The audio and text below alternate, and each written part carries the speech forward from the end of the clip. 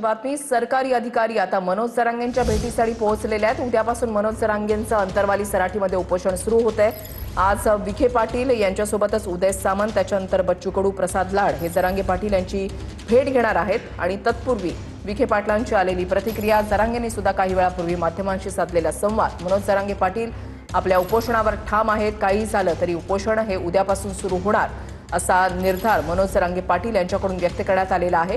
मात्र सरकारचं नेमकं म्हणणं काय आहे, मुख्यमंत्र्यांचं काय म्हणणं आहे आणि जर काही गैरसमज असतील तर ते दूर केले जातील असं विखे पाटलांकडून सांगण्यात आलेलं आहे।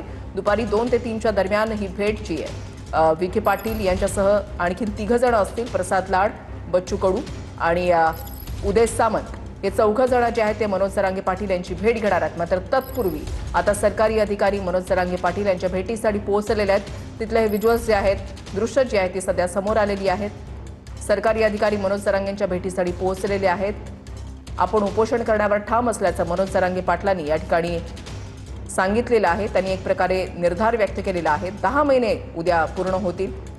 सरकारकडून अजूनही आपल्या मागण्यांची पूर्णपणे पूर्तता झाली नसल्याचं जरांगे पाटलांचं या ठिकाणी म्हणणं आहे आणि त्याच्यामुळे उपोषण करण्यावर आपण ठाम असल्याचं त्यांच्याकडून कालच जाहीर करण्यात आलेलं आहे। आज पुन्हा एकदा त्यांनी माध्यमांशी संवाद साधला, त्यावेळेला देखील त्यांनी हाच निर्धार बोलून दाखवलेला आहे की काही झालं तरी उद्यापासून उपोषण सुरू करणार। मात्र तत्पूर्वी मुख्यमंत्र्यांचं नेमकं म्हणणं काय आहे, मुख्यमंत्री किती सकारात्मक आहे त्याची माहिती ही जरांगे पाटलांना देण्यासाठी विखे पाटील, उदय सामंत, बच्चू कडू हे जरांगे पाटील यांची भेट घेण्यासाठी काही वेळातच अंतरवाली